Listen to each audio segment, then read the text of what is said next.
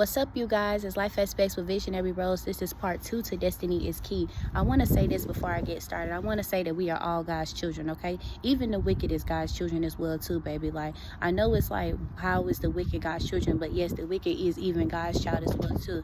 And so even when you have been done wrong by a person, you still have to keep, pray. You still have to continue to pray for people that do you wrong. And see, the reason why it's important to pray for people that do you wrong and really get to that healing place into your life is because you don't want to miss out on what God has for you. You don't want to miss out on what your destiny holds for you. And so you can miss out on your blessings because, you're not freed in the mind, or you're not freed emotionally, or you're not free physically, you're not free spiritually. And so this is why it's very, very, very important to who we watch, who we come in contact with, and what we, how our energy is with as well too. And even the people that you sleep with, you have to be mindful of people that you sleep with, because those energies can transfer, and you'll be wondering why you doing this, or why you acting out this way as well too. And so your destiny is key. And so a part of your destiny is that your destiny is getting to the end goal. And so at the end goal, and so when you're getting in, when you're striving and when you're aiming for something, like you're trying to like fulfill a purpose and something like that,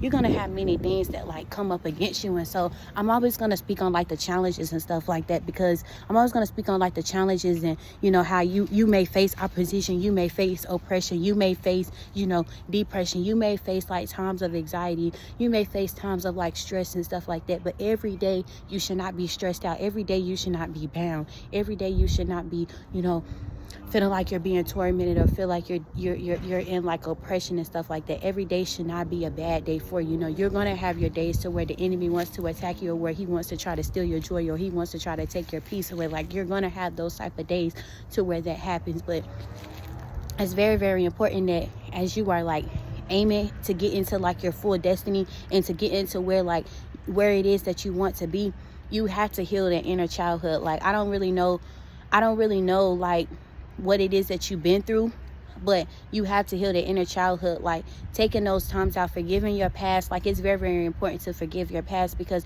there is things that God wants to do for you. There's things that God wants you to have. There is a happiness, there is a sense of joy, there's a sense of peace that God wants to give to you. But many times you can hold yourself back by and block what it is that God wants to give to you, or that God has for you, because of how it is, of how we feel like in the inside. And so when we take the time, like I said, with the season of isolation, like, continue to keep praying and asking God for the things that it is that you want. Always seek out for God. Always seek out for God for anything that it is. And let me tell you something, never lose track of what it is that what it is that God has for you, or what it is that that God wants you to do. Never lose track of that. Never let anybody come in between of your destiny, or to try to throw you off track to fulfilling your destiny. And so when you're on your healing journey, when you're on your peace journey, when you're just on whatever type of like spiritual journey that you do, or whatever type of spiritual journey that you own,